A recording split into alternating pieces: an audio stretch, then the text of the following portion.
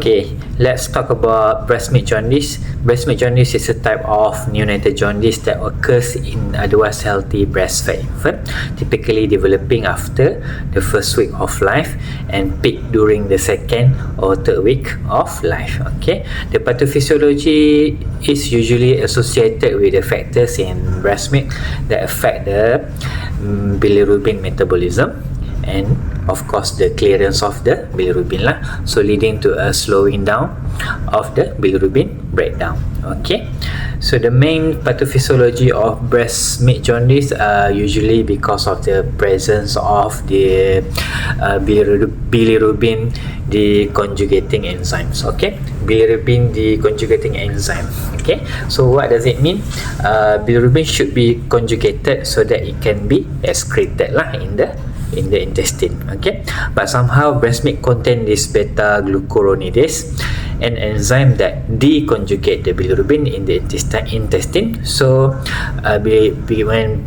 so usually the conjugated bilirubin is excreted through the stool, but somehow when the presence of beta glucuronidase, it converts back the conjugated bilirubin into the unconjugated form.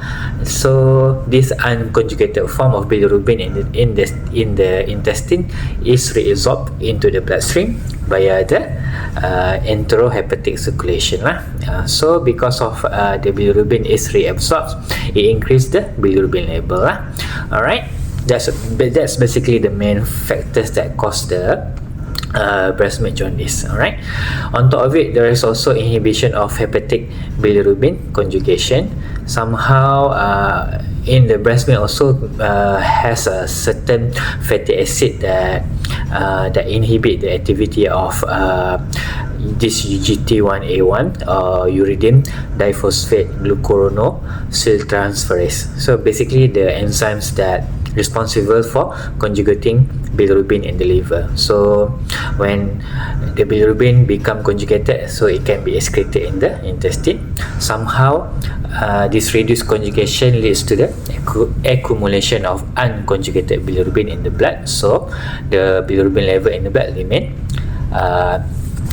unaffected. Alright, okay, so the third factor is because of the enhance of enterohepatic circulation, where there is prolonged intestinal transit time in the breastfeed baby.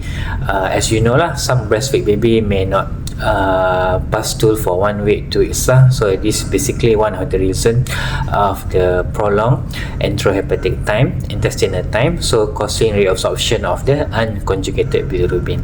Alright, on top of it, the factors in breast milk also can delay the gut motility, so this also exacerbate the recycling of bilirubin. Alright, so why all these factors lead to the slower bilirubin breakdown? The key issue is that the unconjugated bilirubin is lipid soluble, so less readily to be excreted in the urine or bile. Okay, so this require conjugation lah.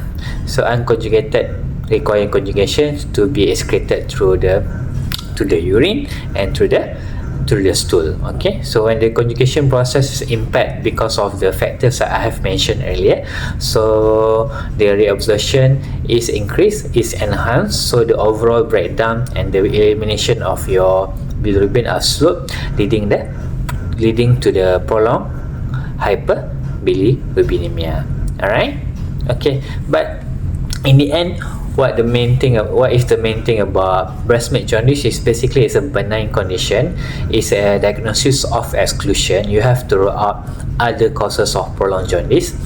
The main thing we do prolonged jaundice workup is to rule out biliary atresia.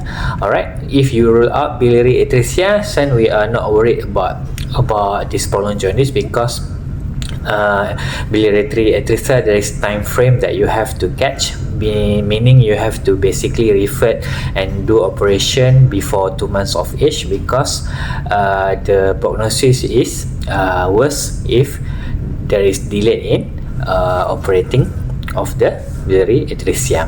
Okay, the other causes of prolonged jaundice also include your hypothyroidism.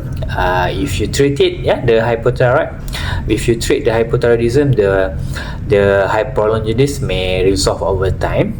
The other causes also include your neonatal hepatitis syndrome. This one also no need any treatment. Over time, once the liver become matured, then it will resolve on its own as well. The only thing we need to do here is basically monitoring, make sure the child's grows, ensure good nutrition, good calories. Alright, because when the child grows, you probably improve the nutrition, the body become better, become more matured, then the numbers will get better over time. Alright, so if you have ruled out so many other causes, in the end, ultimately, we put the diagnosis to be breast milk jaundice because of especially if child is well thriving, good weight gain, fully breastfed, passing motion regularly, the stool color is normal. So in the end, you don't need to do anything. We never advise parents to stop breastfeeding because this breast milk jaundice is a benign condition. It won't cause problem even though the level is 200/300 level of bilirubin. We won't even admit them for phototherapy because the blood-brain barrier is kind of matured, then the bilirubin won't easily pass to the brain and causing problem like kernicterus even though the level is 300. Alright, and then because the photo level also increase over time as the baby brain matures, you know, the less than 1 week of life considered young for jaundice babies. More than 1 week of life, they are kind of matured already, so we're not really worried about for starting phototherapy in the older age baby. Alright.